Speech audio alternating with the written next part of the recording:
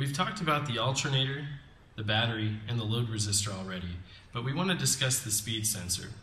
You might think that a battery-powered unit only requires you to step on the pedals to turn on the console, when in fact the speed sensor plays a large role.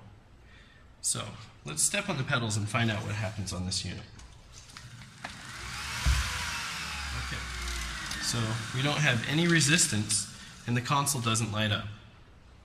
Our speed sensor is located over here on the alternator, and it will make its own AC voltage when you pedal. So we can actually test that voltage at the connection for the speed sensor here on the lower board. It has a red and a black wire. All we need to do is take a meter and set it to read AC voltage on the lowest range. Put the red to where the red wire goes here, and the black on the other connection. So as I start stepping, we're going to measure the voltage. A healthy speed sensor will put out about 3 volts AC before the console turns on.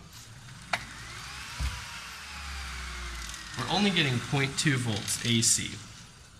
So all we need to do to make a corrective action is adjust our speed sensor over here. You want it to be about a business card's thickness away from this speed disc.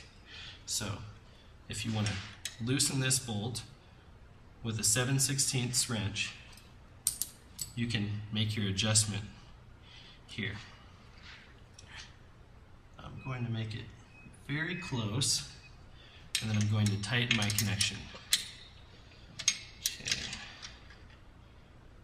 There. So now when I step on the pedals, we should get a higher reading.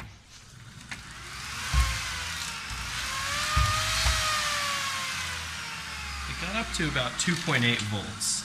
And once we plug the sensor in, we'll get a much higher reading up to the console.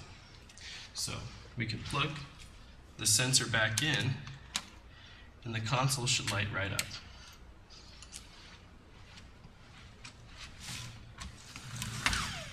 And there you have it.